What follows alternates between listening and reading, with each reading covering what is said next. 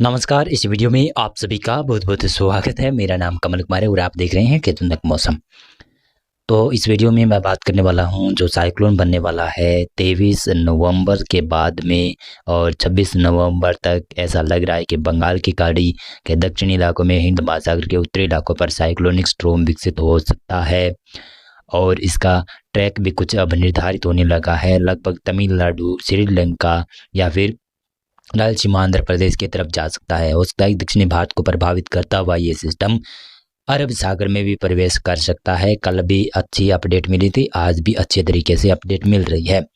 उत्तर भारत की सबसे पहले मौसम की मैं बात कर लेता हूं, क्योंकि उत्तर भारत में अभी कोहरा, शीतलहर, ठंड काफ़ी व्यापक पड़ने लगी है। पश्चिमी विक्षोभ आगे निकल गए हैं और आज है 18 नवंबर, 19 और 20, 21 नवंबर तक कहूँ, लगभग 4 दिनों तक कहूँ तो यहाँ पर तापमान काफ़ी गिरे रहेंगे, ठंड रहेगी, कोहरा रहेगा और कई जगहों पर ठंडी हवाएं का प्रकोप भी देखने को मिलेगा। तापमान लगभग 3 से 4 डिग्री तापमान मैदानी इलाकों में गिर चुके हैं। अब ज़्यादा नहीं गिरेगा तापमान इतना ही रहेगा, लेकिन धूप निकलती रहेगी दोपहर के बाद में और कोहरा छटता रहेगा। और उसके बाद में पश्चिमी विक्षोभ 22-23 नवंबर के आसपास फिर से पश्चिमी विक्षोभ उत्तर भारत को प्रभावित करेगा। उसके बारे में आगे आने वाले वीडियोज में चर्चा करूंगा।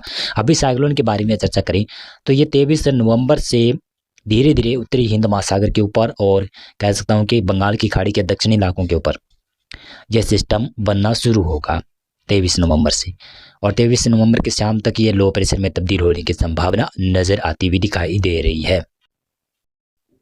यह सिस्टम बंगाल की खाड़ी और हिंद महासागर के दोनों समुद्रों के सीमावर्ती इलाकों के ऊपर उभरेगा और इसका असर श्रीलंका, दक्षिणी भारत, इन इलाकों में तो होने वाला है।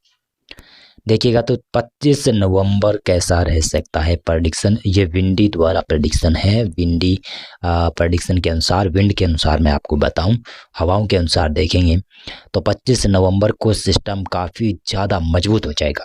और सुबह वाले वीडियोज में भी मैंने दिखाया था, काफ़ी तगड़ा मजबूत सिस्टम बनने वाला है। सीवियर साइक्लोन तो बनेगा ही बनेगा, वेरी सीवियर तक जाने की संभावना भी बन रही है, लेकिन सुपर साइक्लोन बनने की संभावना कम है। तो इसका असर 24 नवंबर से ही श्रीलंका में और तमिलनाडु, रायलसीमा, आंध्र प्रदेश की क्षेत्र है वहाँ पर दिखाई देना शुरू हो जाएगा। पहले ही बादल छाने शुरू हो जाएंगे और हल्की बरसात की गतिविधियां पहले ही देखने को मिलेगी। और जब ये सिस्टम 26 नवंबर को लैंडफॉल करेगा, 26 नवंबर के शाम तक लैंडफॉल करता हुआ दिखाई दे रहा है, यानी रात्रि तक, 26 नवंबर की रात्रि और 27 नवंबर के सुबह के वक्त यह सिस्टम लैंडफॉल कर सकता है, ऐसा अनुमान है। और जेप्स वेदर मॉडल जता रहा है कि तमिलनाडु के ऊपर यह सिस्टम आएगा और एशियन वेदर मॉडल जता रहा है कि श्रीलंका से होते हुए यह सिस्टम तमिलनाडु और केरल के ऊपर जा सकता है। ऐसे दोनों मॉडल प्रेडिक्शन कर रहे हैं, लेकिन प्रेडिक्शन दोनों चक्रवाती तूफान ही कर रहे हैं। और यह सिस्टम 26 नवंबर को काफ़ी करीब तमिलनाडु के तटीय भागों के काफ़ी करीब हो जाएगा। श्रीलंका में भारी से बहुत भारी बरसात होनी शुरू हो जाएगी उत्तरी और उत्तर पूर्वी इलाकों में, ऐसा लग रहा है वेदर मॉडल के मुताबिक। और जिस प्रकार से ये हवाएं आ रही है यहाँ पर दक्षिणी भारत में, तो तमाम क्षेत्रों में भारी से मध्यम दर्जे की बरसात होगी। बंगाल की खाड़ी की तरफ से दक्षिणी भारत में हवाएं पहुंच रही है। और इसी के साथ साथ में देखिएगा तो ये है 27 नवंबर का प्रेडिक्शन।